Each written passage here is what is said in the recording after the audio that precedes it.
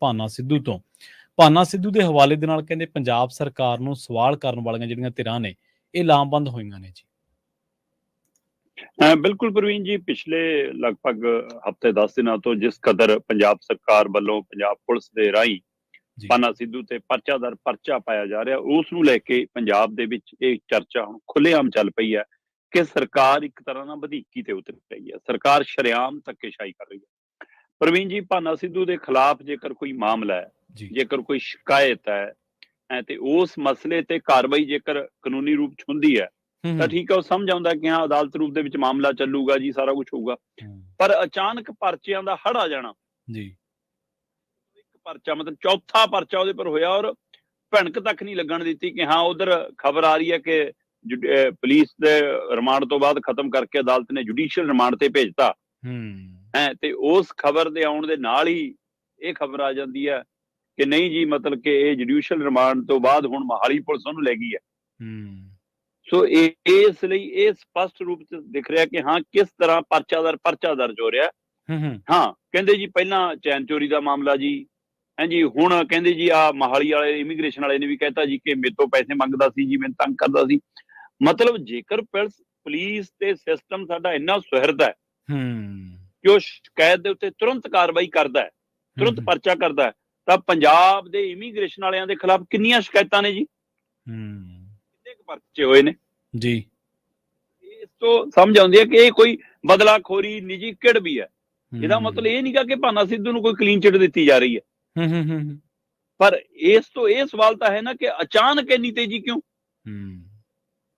ਇਸ ਦੇ ਪਿੱਛੇ ਸਰਕਾਰੀ ਮਨਸ਼ਾ ਸਮਝ ਆਉਂਦੀ ਹੈ ਕਿ ਸਰਕਾਰ ਨੂੰ ਸਵਾਲ ਕਰਦਾ ਜੀ, ਸਰਕਾਰ ਨੂੰ ਭੰਡਦਾ ਜੀ, ਸਰਕਾਰ ਦੀਆਂ ਨੀਤੀਆਂ ਤੇ ਉਂਗਲ ਧਰਦਾ ਜੀ। ਹਾਂ, ਕਿਸੇ ਬਾਰੇ ਨਿੱਜੀ ਟਿੱਪਣੀ ਕੀਤੀ ਗਈ ਹੈ ਤਾਂ ਉਸ ਦੇ ਉੱਤੇ ਇਹਦਾ ਮਤਲਬ ਇਹ ਨਹੀਂਗਾ ਕਿ ਪੁਲਿਸ ਨਾਲ ਇਹ ਤਸ਼ੱਦਦ ਢਵਾਓ।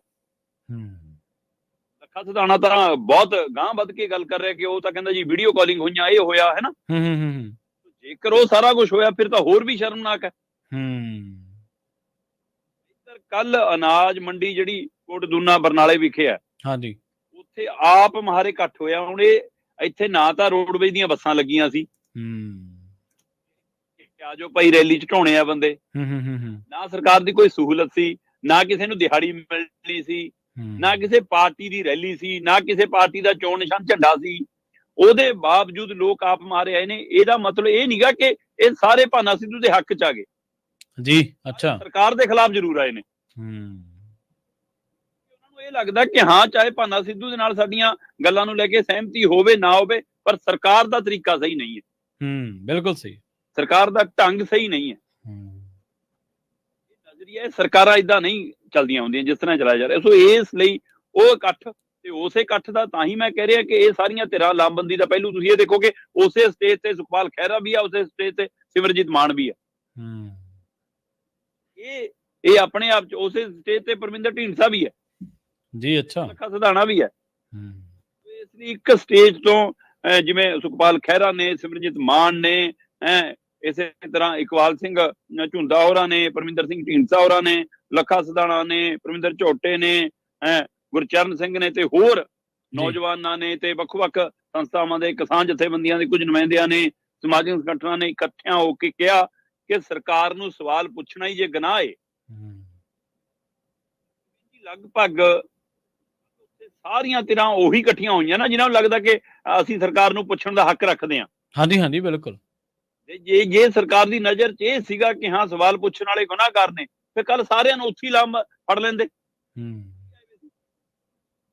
ਦਾ ਲੀਡਰ ਫੜ ਲੈਂਦੇ, ਜਨਤਾ ਹੀ ਸੀ, ਜਨਤਾ ਇਕੱਠੀ ਕਰ ਲੈਂਦੇ ਸਾਰੀ, ਉਸੇ ਨੂੰ ਜੇਲ੍ਹ ਬਣਾ ਲੈਂਦੇ, ਮੰਡੀ ਨੂੰ। ਫਿਰ ਇਸ ਲਈ ਪੰਜਾਬ ਸਰਕਾਰ ਮੈਨੂੰ ਲੱਗਦਾ ਸੱਤਾ ਦੇ ਨਸ਼ੇ ਦੇ ਵਿੱਚ ਗਲਤੀ ਦਰ ਗਲਤੀ ਕਰ ਰਹੀ ਹੈ ਤੇ ਉਸ ਦਾ ਉਹਨੂੰ ਆਉਣ ਵਾਲੇ ਸਮੇਂ ਚ ਖਮਿਆਜ਼ਾ ਭੁਗਤਣਾ ਪੈ ਸਕਦਾ। ਸਰਕਾਰਾਂ ਨੂੰ ਇਸ ਤਰ੍ਹਾਂ ਰਿਐਕਟ ਨਹੀਂ ਕਰਨਾ ਚਾਹੀਦਾ। ਇਹ ਸਰਕਾਰ ਤੇ ਫਿਰ ਬਿਨਾਂ ਮਤਲਬ ਦੇ ਸਿਸਟਮ ਚ ਫਰਕ ਹੀ ਰਹਿ ਗਿਆ ਜੀ। ਕਾਨੂੰਨ ਨਾਂ ਦੀ ਚੀਜ਼ ਕਿੱਥੇ ਰਹਿ ਗਈ।